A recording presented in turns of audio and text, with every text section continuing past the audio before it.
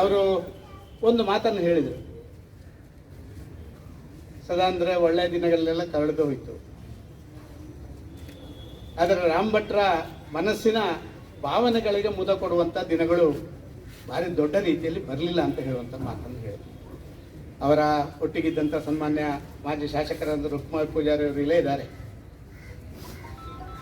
ವಿಧಾನಸಭೆಯ ಒಳಗೆ ಇರ್ಬೋದು, ವಿಧಾನಸಭೆಯ ಹೊರಗೆ ಇರ್ಬೋದು, ಶಾಸಕನಾಗಿರ್ಬೋದು, ಶಾಸಕನಾಗದೇ ಇರ್ಬೋದು, ಅವರ ನಡವಳಿಕೆಯಲ್ಲಿ ವ್ಯತ್ಯಾಸವೇ ಇರಲಿಲ್ಲ. ನಾವೆಲ್ಲ ರಾಜಕಾರಣದಲ್ಲಿ ಅವರ ಗರಡಿಯಲ್ಲಿ ಪಳಗಿದವರು. ಆದರೆ ಆ ಪಳಗಿದವರು ಅಂತ ಹೇಳುವಂಥ ಶಬ್ದವನ್ನು ಉಪಯೋಗ ಮಾಡುವುದೇ ಹೊರತು ಅವರ ಮನಸ್ಸಿನ ಭಾವನೆಯ ರೀತಿಯ ರಾಜಕಾರಣ ನಮಗೆ ಮಾಡಲಿಕ್ಕೆ ಆಗಲಿಲ್ಲ ಅಂತ ಹೇಳುವಂಥ ನಾನು ಇವತ್ತು ಕೂಡ ಒಪ್ಪಿಕೊಳ್ಳಲಿಕ್ಕೆ ತಯಾರಿದ್ದೇನೆ.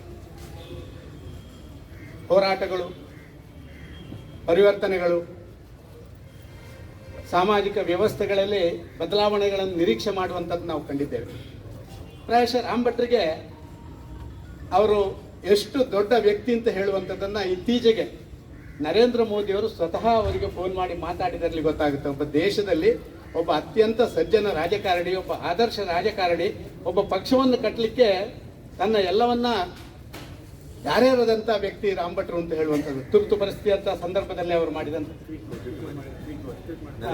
ಗಳನ್ನು ಪಡ್ಕೊಳ್ಳುವಂಥ ಒಂದು ಇದಾಗಿದ್ದರೆ ರಾಷ್ಟ್ರೀಯ ಸ್ವಯಂ ಸೇವಕ ಸಂಘದ ಜೊತೆ ಪ್ರಾಯಶಃ ರಾಮ್ ಭಟ್ರೆ ಅದಕ್ಕೆ ಪ್ರಮುಖ ವ್ಯಕ್ತಿ ಅಂತ ಹೇಳಿ ನಾನು ಪ್ರಮಾಣಪೂರ್ವಕವಾಗಿ ಇದನ್ನು ಹೇಳಬಲ್ಲೆ.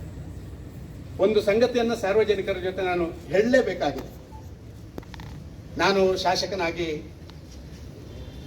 ಆಯ್ಕೆಯಾದ ಪ್ರಥಮ ಬಾರಿಗೆ ನಾವು ಕೆಲವೇ ಮತಗಳ ಅಂತರ ನಾವು ಸೋತಿರುವಂಥದ್ದು. ಕೊನೆಯ ದಿನದಲ್ಲಿ ನಾವು ಒಂದು ಮೆರವಣಿಗೆ ತೆಗೆದದ್ದು.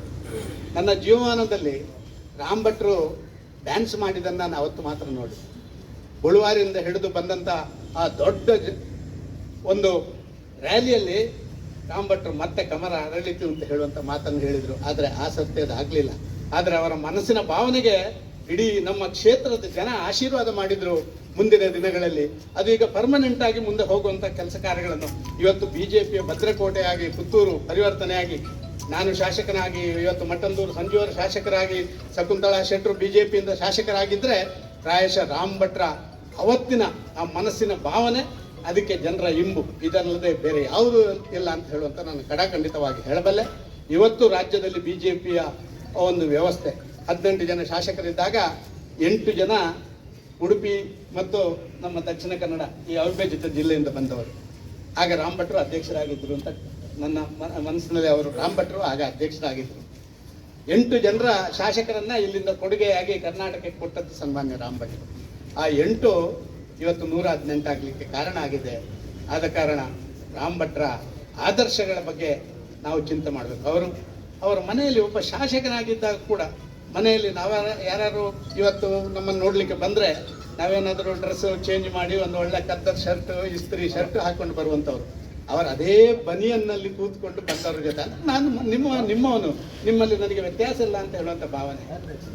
ಪ್ರಾಯಶಃ ಭ್ರಷ್ಟಾಚಾರದ ಅತ್ಯಂತ ದೊಡ್ಡ ಕಡು ವಿರೋಧಿ ಜಗತ್ತಲ್ಲಿ ಯಾರಾದರೂ ಇದ್ದರೆ ಅದು ರಾಮ್ ಭಟ್ರು ಅಂತ ನಾನು ಹೇಳಬಲ್ಲೆ. ಅವತ್ತಿನಿಂದ ಇವತ್ತಿನವರೆಗೆ ಅದರ ವಿರುದ್ಧ ಸಚ್ಚಾರಿತ್ರ ಇದನ್ನೆಲ್ಲವನ್ನು ಮಾಡಿದಂಥ ರಾಮ್ ಭಟ್ರು ನಮ್ಮನ್ನು ಅಗಲಿದ್ದಾರೆ.